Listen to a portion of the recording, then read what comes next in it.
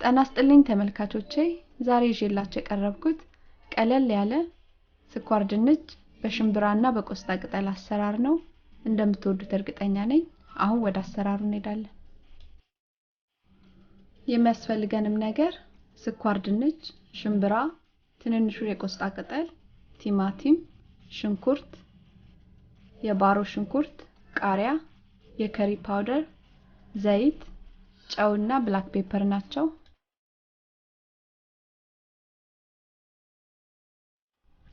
ስኳርድንቹን ልጠን እንደምንፈልገው ሳይዝ ከከተፍን በኋላ ዘይት ጨውና ቁንዶ በርበሬ አድርገን አንድ ላይ እናሸዋለን ከዛም ኦቨናችንን 350 ወይ 180 አድርገን ከ15 እስከ 20 ደቂቃ ባለው ውስጥ እናበስለዋለን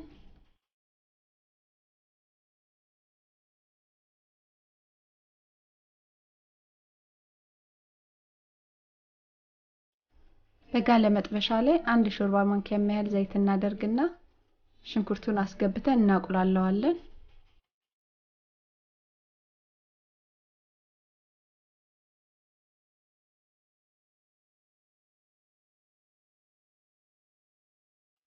ሽንኩርቱ እንደዚህ ጥብስ ሲልልን ያዘጋጀነው ቲማቲም አስገብተን አብረን እናቁላለዋለን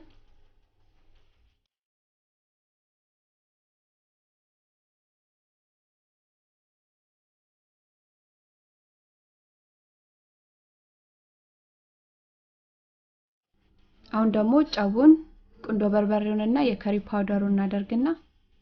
አብረን እናቁላለዋለን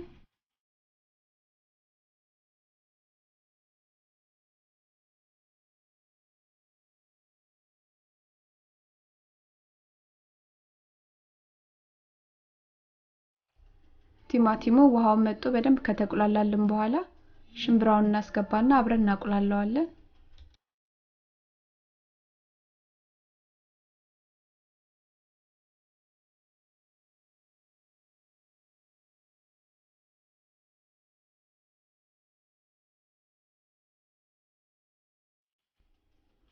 አሁን ደግሞ የባሮ ሽንኩርቱንና የቆስጣ ቅጠሉን አስገብቼ አብሬ ጠብሰዋለሁ የቆስጣ ቅጠሉን እንደ ምርጫችን ማድረግ እንችላለን ወይ መጥበስ እንችላለን አብረን ወይ ደግሞ መጨረሻ ላይ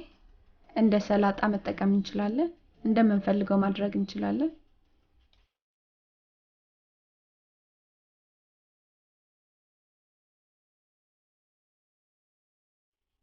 በመጨረሻም የከተፍኩትን ቃሪያ አስገባና አወጣዋለሁ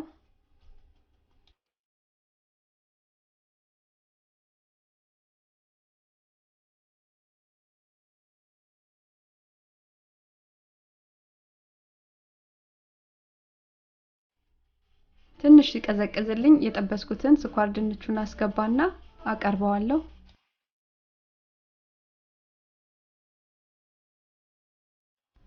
ይሄን ይመስላል ቀለል ያለ ስኳርድንች